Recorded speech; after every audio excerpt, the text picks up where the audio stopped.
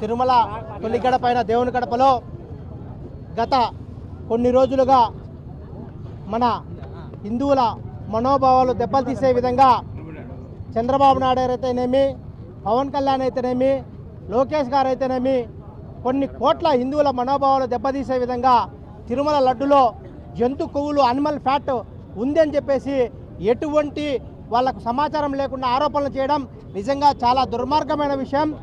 ఆ విషయం తెలిసిన వెంటనే అప్పుడు ఉన్నటువంటి టీటీ చైర్మన్ అయితేనేమి వాళ్ళందరూ కూడా సుప్రీంకోర్టులో ఒక పిటిషన్ వేయడం జరిగింది దీని మీద ఎంక్వైరీ చేయమని. ఎందుకంటే ఈ రాష్ట్ర ప్రభుత్వం ఆధ్వర్యంలో జరిగితే దాన్ని వాళ్ళకు అనుకూలంగా చేపడతారని చెప్పేసి ఉద్దేశంతో అప్పుడు ఉన్నటువంటి వైవి సుబ్బారెడ్డి గారు మన సుప్రీంకోర్టులో వేయడం. సుప్రీంకోర్టు, సిబిఐ, సిట్ ఆధ్వర్యంలో ఈరోజు చంద్రబాబు నాయుడుకు చెంపపెట్టు మాదిరి తీర్పు వెలువడింది. ఎక్కడా కూడా తిరుమల లడ్డులో అనిమల్ ఫ్యాట్ అనేది కలవలేదని చెప్పి వాళ్ళు తీర్పు ఇవ్వడం జరిగింది.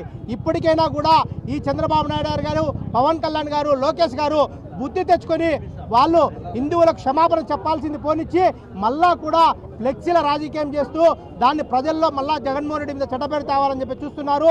దీన్ని ప్రజలందరూ గమనించారు. రాబో కాలంలో మీకు తప్పకుండా ప్రజలు బుద్ధి చెప్పే కార్యక్రమం చేస్తారని చెప్పేసి తెలియజేసుకుంటున్నాను.